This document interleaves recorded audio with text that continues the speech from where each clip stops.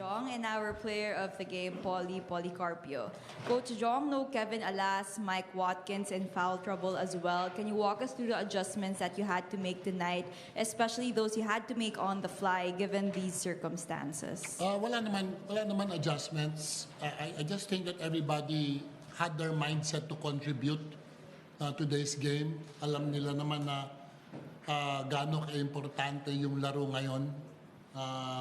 So everybody just had the mindset and yung will nila na makakontribute maski papaano sa larong ito.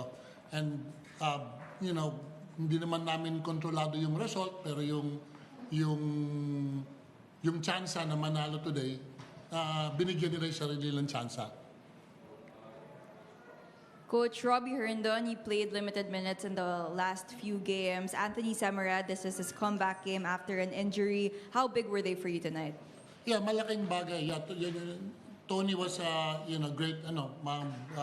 He was able to come back. It was a big help for us. No, mas maganda, mas madali yung rotation between Brandon and Tony, and I had Paulie play the 4. Concern naman kay Herndon kasi sabi mo kulang ang minuto niya kanina. So, ngayon nabigyan ko ng minuto. So, yun.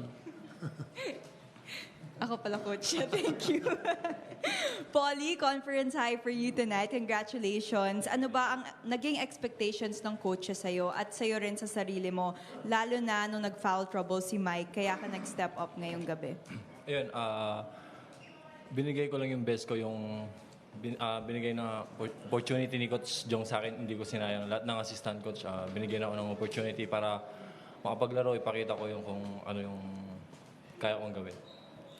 Ano ba yung strengths mo na na-utilize mo tonight, Paulie? Kaya tumaas rin yung tiwala ng coach sa'yo, tsaka tumaas rin yung kumpiyansa mo sa sarili mo? Ayun, wala naman. Sumusunod lang ako sa system, yung game plan namin nila coach. Yun lang.